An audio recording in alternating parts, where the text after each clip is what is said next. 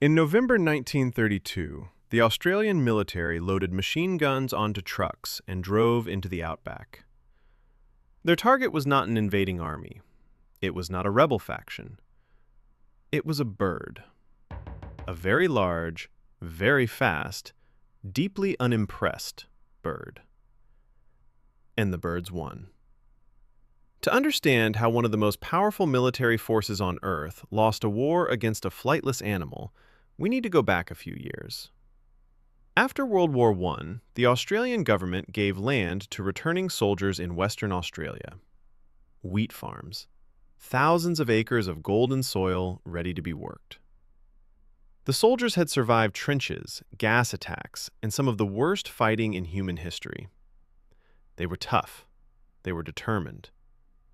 They were not ready for the emus. Every year, starting around 1932, emus migrated inland from the coast.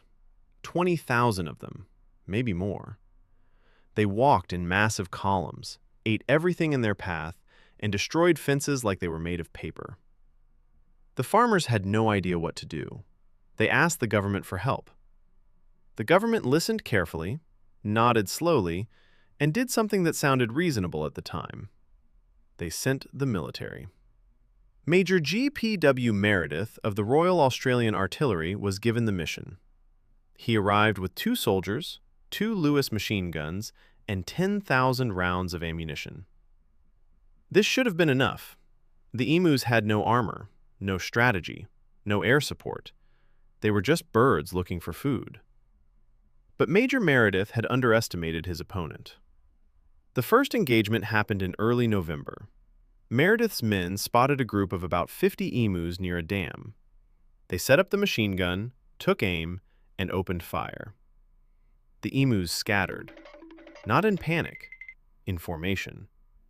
They broke into small groups and ran in different directions, making it almost impossible to track them all. They killed maybe a dozen, out of 50. The rest disappeared into the scrub. Meredith tried again the next day. This time, he set up an ambush near a local fence. The emus walked right into the kill zone. And then the gun jammed. By the time it was fixed, the emus were gone. Not a single one was killed on the second day. A local journalist wrote that the emus had clearly established a form of guerrilla warfare. He was mostly joking.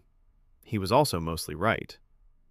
Over the following weeks, Meredith adjusted his tactics. He tried mounted attacks, driving alongside the emus in trucks while firing from the moving vehicles. It did not work. The terrain was rough. The trucks bounced and swerved. The emus could run at 50 kilometers per hour. The trucks could not. One particularly embarrassing report noted that only a handful of emus were hit, while the trucks wasted most of their ammunition shooting at nothing. After about a month, the military had fired nearly 10,000 rounds. The confirmed kill count was somewhere around 980 emus. That sounds impressive until you do the math. 10,000 bullets, 980 birds. That is roughly 10 rounds per emu, with a machine gun. By any military standard, this was not a victory. This was a logistical disaster. The government quietly withdrew the troops in December 1932. The emus continued to migrate. The farms continued to suffer.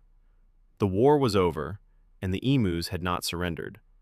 They simply went back to being emus. Major Meredith himself reportedly said that if the military had sent a division against the emus, the birds would still have won. He was not being poetic. He was being honest. The farmers eventually found their own solution. They built better fences. They used local bounty hunters who actually knew the land. The problem was managed, not solved. And the emus are still there today, still migrating, still breaking fences, still completely unbothered by the memory of the time the Australian Army came for them and left with nothing.